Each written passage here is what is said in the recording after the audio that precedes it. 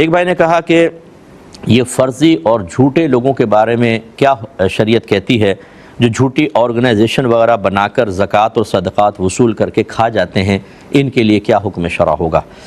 دیکھیں، جو بھی آیات ایسی ہیں جن میں لوگوں کے ناحق مال کھانے پر نبی کریم صلی اللہ علیہ وسلم اللہ تعالیٰ نے جہنم کی وعید بیان فرمائی، اور نبی کریم صلی اللہ علیہ وسلم نے احادیث میں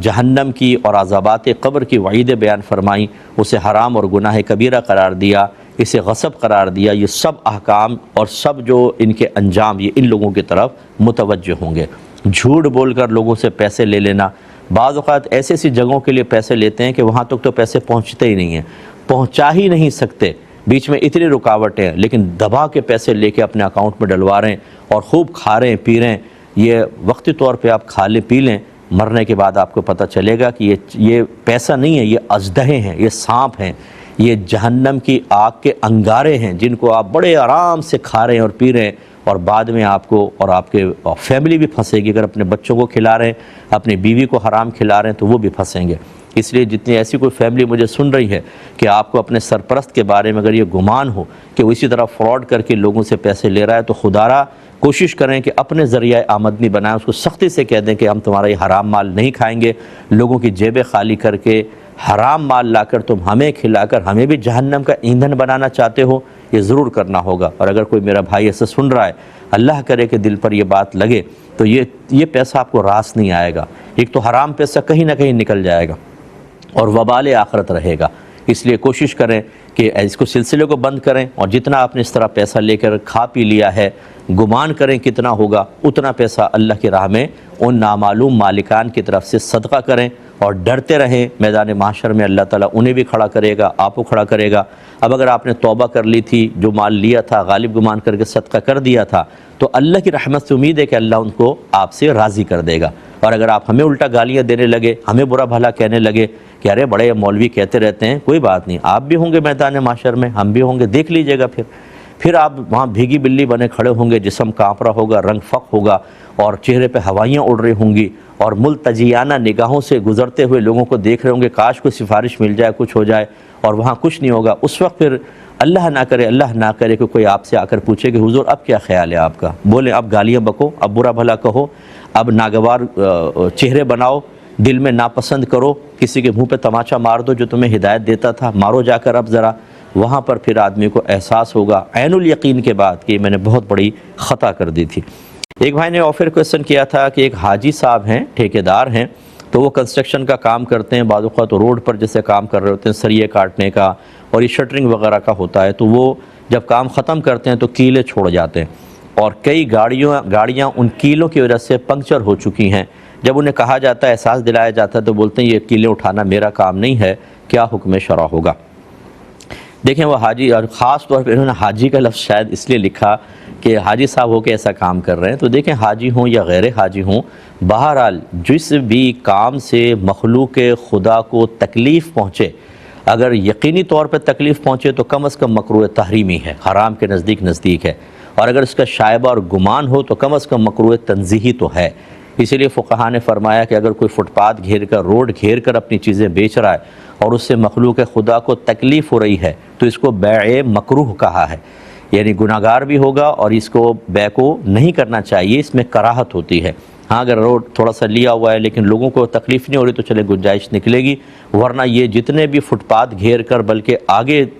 جگہ بنا کر، اور بلکہ اس کے بعد پارکنگ بھی ہوتی ہے، جو ٹریفک چل رہا ہے اتنی سی جگہ میں اور اتنی بڑی جگہ کے اندر سب گھیرا ہوا ہے، تو یہ سارے کے سارے گناہگار ہو رہے ہوتے ہیں۔ بہرحال جو سنے گا وہ مجھے برا بھلا کہنا شروع کر دے گا اور کبھی بھی باز نہیں آئیں گے، کیونکہ ہم اور یہ ایک ہماری دلیل ہوتی ہے، سب کر رہے ہیں ہم بھی کر رہے ہیں تو کیا ہے، ٹھیک ہے، پھر سبھی جواب دیں گے میدان معاشر میں، آپ بھی نہیں بچیں گے۔ وہاں یہی کہہ دیجئے گا اللہ کی بارگاہ میں کہ اللہ تعالیٰ سب کر رہے تھے تو میں نے بھی کر لیا۔ تو بہرحال یہ حاجی صاحب جو ہیں ٹھیکیدار، یہ پھنسیں گے بالکل، کیونکہ یہ مخلوق خدا کے لیے باعث تکلیف بن رہے ہیں۔ ان کو واجب تھا کہ جب آپ وہاں سے سمیٹتے ہیں سب چیزیں تو وہاں بالکل صفائی کروائیں۔ یہ کوئی گورنمنٹ کا کام نہیں ہوتا کہ آپ کہیں پر بھی کر کے اور نکل جائیں، ویسے تو صفائی کروانا گورنمنٹ کا کام ہے، لیکن آپ کی اس طرح کی بیجا آلودگیوں کو ختم کرنا گورنمنٹ کا کام کوئی تھا، یہ تو آپ کا کام تھا۔ لہٰذا اس قسم کے ٹھیکیدار شدید گناہگار ہوں گے، آپ لڑیں نہیں، ان کو پیار محبت سے سمجھائیں، اور اگر وہ نہیں باز آتے تو اگر آپ کو اللہ نے توفیق دی ہے تو آپ تھوڑا سا صفائی وغیرہ کر دیں تاکہ چلو مخلوق خدا کو راحت مل جائے۔ نبی کریم صلی اللہ علیہ وسلم ارشاد فرماتے ہیں کہ ایک شخص کو صرف اس وجہ سے اللہ تعالیٰ نے جنت میں داخلہ عطا فرما دیا کہ اس نے روڈ پر ایک شاخ تھی جو کافی آگے تک آئی ہوئی تھی اور مخلوق خدا کو تکلیف ہوتی تھی، اس نے وہ شاخ کٹوا دی تھی، تو اللہ تعالیٰ نے اس کو جنت میں داخلہ عطا فرمایا، یعنی فیوچر میں اب وہ میدان محشر میں حساب کتاب کے بعد جنت میں جائے گا، تو یہ آپ کے لیے باعث نجات ہو سکتا ہے۔ ایک بھائی نے پوچھا تھا کہ بطخ اور خرگوش کا کھانا جائز ہے اور کیا یہ نبی کریم صلی اللہ علیہ وسلم سے کھانا ثابت ہے؟ دونوں بالکل جائز ہیں۔ بطخ کا تو میرے ذہن میں کوئی ایسی روایت نہیں ہے جائز بالکل، اور جو شرعی اصول ہوتے ہیں جانوروں کی حلت والے اس کے اوپر یہ پورا اترتا ہے، اور خرگوش کا کھانا یہ نبی کریم صلی اللہ علیہ وسلم سے ثابت ہے، آپ کو بطور تحفہ بھی دیا گیا، بعض روایت میں کھانا بھی ثابت ہے، اس میں کوئی حرج نہیں ہے، آپ کھا سکتے ہیں۔ یہ کہتے ہیں کہ اگر سجدے سے اٹھتے ہوئے کسی کو گھٹنوں میں شدید پین ہو جاتا ہے اور درد کے باعث زبان سے ہائے اللہ نکل جائے تو نماز باقی رہتی ہے یا ٹوٹ جائے گی؟ لیکن فقہاء نے واضح طور پہ لکھا ہے کہ منہ سے غیر اختیاری طور پر نکلنے والے وہ الفاظ جو درد کی وجہ سے، غم کی وجہ سے، صدمے کی وجہ سے نکل جاتے ہیں، جیسے آہ، اوہ، ہائے، تو ان پر نماز فاسد نہیں ہوتی۔ تو اگر غیر اختیاری طور پہ ایک دم گھٹنے میں پین ہوا، ہائے اللہ نکل گیا، تو اس سے نماز فاسد نہیں ہوگی، نماز کو جاری رکھا جائے۔ ایک بھائی نے پوچھا تھا کہ شادی کے بعد کون سے رشتے جو پہلے نامحرم تھے محرم ہو جاتے ہیں، اور کون سے ایسے تھے جو پہلے محرم تھے اب نامحرم ہو جاتے ہیں؟ تو بھائی محرم تو کبھی نامحرم نہیں ہوتے، ایسا تو کوئی ضابطہ قاعدہ میرے ذہن میں نہیں ہے۔ ہاں یہ ضرور ہے کہ شادی کے بعد بعض نامحرم محرم ہو جاتے ہیں، جیسے ایک عورت ہے وہ ایک شخص کے لیے اجنبیہ ہے تو وہ نامحرم ہے، لیکن اگر یہ اس کی بیٹی سے شادی کر لے تو یہ بن جائے گی ساس، اور جب ساس بن جائے گی تو ساس اور داماد آپس میں محرم ہوتے ہیں، بالکل وہ ماں کی طرح ہوتی ہے اب اس سے، اور یہ حرمت ابدیہ ہے، دائمی حرمت ہے، یعنی کیا مطلب اگر اس کی بیٹی کو فرض کر لیں طلاق دے دیں تب بھی ساس سے نکاح نہیں کر سکتے۔ اسی طریقے سے جو بہو ہے اس کے لیے سسر محرم ہو جاتا ہے، پہلے وہ اجنبی مرد تھا، چاہتی تو سسر سے شادی کر لیتی، چاہے بیٹے سے شادی کرتی، یعنی اس وقت تو سسر نہیں ہے نا،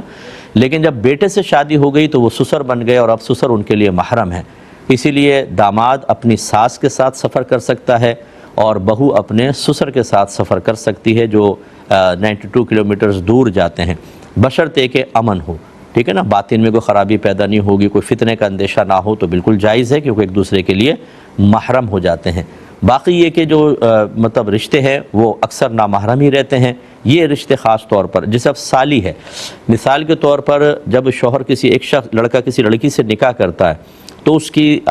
بہن سے یہ نکاح نہیں کر سکتا، عارضی طور پہ حرمت پیدا ہو جاتی ہے، وہ پہلے بھی نامحرم تھی، مزید حرمت پیدا ہو گئی، کیونکہ ایک ہی وقت میں دو بہنوں کو نکاح میں جمع کرنا منع ہوتا ہے، لیکن یہ حرمت ابدیہ نہیں ہوتی، یہ عارضی حرمت ہوتی ہے، یعنی جب تک یہ عورت آپ کے نکاح میں، اس کی بہن حرام ہے، اگر طلاق دے دی یا بہن کا انتقال ہو گیا، یعنی بیوی کا انتقال ہو گیا، تو اس کی بہن پھر نامحرم ہے، اس سے نکاح ہو سکتا ہے۔ یہ اس بات کی علامت ہے کہ یہاں حرمت ابدی نہیں ہے، ہمیشہ کے لیے نہیں ہے۔